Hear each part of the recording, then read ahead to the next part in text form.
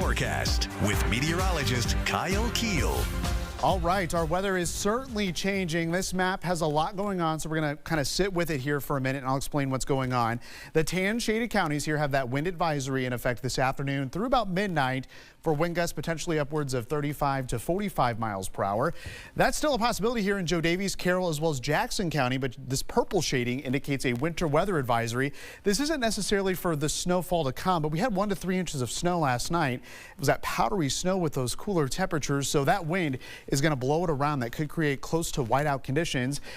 The high wind warning in effect is for wind gusts upwards of 50 to 60 miles per hour. That includes portions of Cedar County as well as Muscatine, Louisa County, areas off to the west. If you're traveling west on I-80, that's where the windier conditions will be heading into the evening hours. Blizzard warnings in effect for Jones County back towards Cedar Rapids and Waterloo.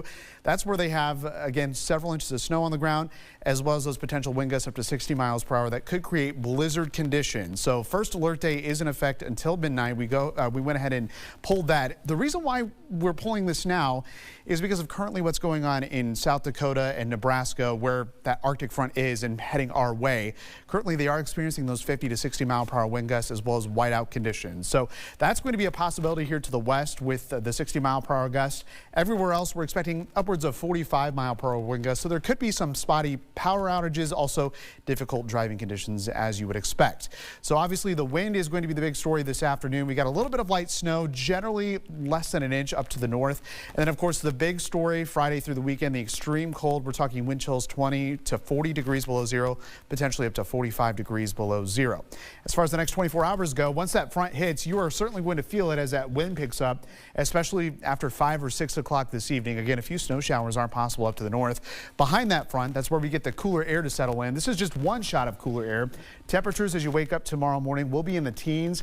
You get that wind that's going to die down to 10 to 20 miles per hour, still pretty breezy. You'll get single-digit wind chills heading into the morning hours, and then we'll slowly warm up into the teens here and 20s as we head into tomorrow afternoon.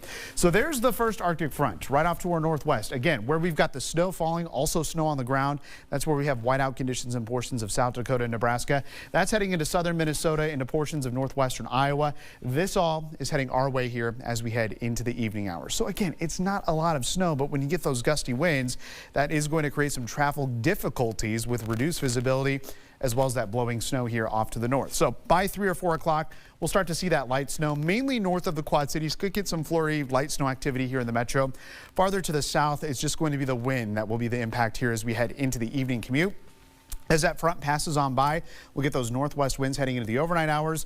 We'll get clearing skies, temperatures again falling down into the teens heading into early Thursday morning. Then we track another Arctic front here heading into the afternoon and evening hours. And with that, it's not going to take much to squeeze out perhaps a few flurries or brief light snow showers here heading into the evening hours. And then yes, we plummet. Those northwest winds, very gusty, gusting upwards of 30 to 40 miles per hour into Friday morning, will usher in that very cold air mass. So as far as snowfall goes, generally less than an inch. Not too much of a big deal. It's just going to be blowing around. So that's why we have that first alert day in effect across our northern hometowns for that potential of blowing snow. And again, that first alert day is in effect for Friday and Saturday. We're talking the dangerously cold conditions. Temperatures will be 10 to 15 degrees below zero here Friday morning, not even getting above zero during the day. You combine that with gusty winds, you've got wind chills 20 to 40 below at least. Again, some areas to the north could be upwards of 45 degrees below zero.